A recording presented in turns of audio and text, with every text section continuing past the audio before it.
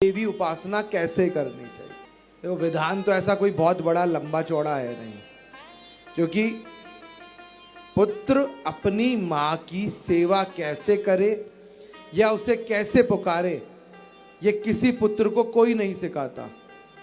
हर पुत्र अपनी माता को स्वयं ही पुकार लेता है। पर हाँ, देवी भागवत में कुछ विषयों पर जरूर प्रकाश डाला गया है, जैसे किस तिथि पर क्या भोग लगाए, कैसी मूर्ति क्या फल देती है, भगवती को हम कैसे प्रसन्न करें। तो जो व्यक्ति नित्य प्रतिदिन माई को पुए का भोग लगाता है, उसकी समस्त मनोकामना भगवती पूर्ण करती है। ये नित्य प्रतिदिन जो लगाता है। अब अगर आपको घर में देवी की प्रतिमा रखकर उसकी पूजा करनी है, 16 इंच से बड़ी मूर्ति घर में नहीं होनी चाहिए। अगर आप शेरों वाली बैठा रहे हैं तो सिंह का मुख बंद हो। जिनकी कुल देवी काली नहीं है या भद्रकाली नहीं है, वह भगवती के भद्रकाली स्वरूप की उपासना घर में नहीं करे। अब बची धन की देवी लक्ष्मी। तो देखो, लक्ष्मी जी की पूजा के लिए वैसे तो हमारे सबके घर में गणेश जी और लक्ष्मी जी विराजित है, पर फिर भी अगर आप विशेष चाहते हैं तो वील वृक्ष का जो पौधा होता है उसे अपने घर पर लगाओ। और जो स्त्री नित्य संध्या के समय वील वृक्ष के पौधे में देसी घी का दीपक लगाकर शिव दारिद्र दहन स्तोत्र का पाठ करती है, उसके घर से दारिद्रता सदैव सदैव के लिए चली जाती है या दारिद्रता का नाश हो जाता है। अगर आप शिव दारिद्र दहन स्तोत्र का पाठ नहीं कर सकते तो श्री सूक्त का पाठ करें।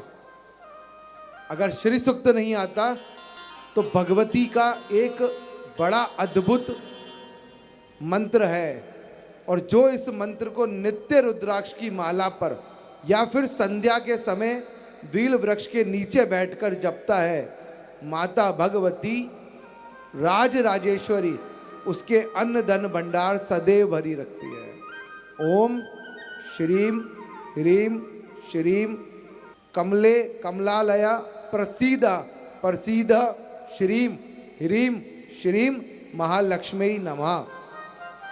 अगर इतना बड़ा नहीं कर सकते तो सिंपल साधारण सबसे छोटा ओम श्रीम महालक्ष्मी नमः और ओम श्रीम विष्णु पत्नी नमः। या फिर आजकल जैसे YouTube पे वो एक प्रचलन चल रहा है स्विच वर्ड देने का। अच्छा, कितने लोग हैं जिन्होंने स्विच वर्ड सुने हैं आज तक? स्विच वर्ड देते ना आजकल YouTube पे बड़े बड़े अंग्रेजी जो लोग आ गए ना अंग्रेज, वो स्विच वर्ड देते हैं। स्विच वर्ड, स्विच वर्ड होता क्या है मुझे तो आज तक समझ आया नहीं।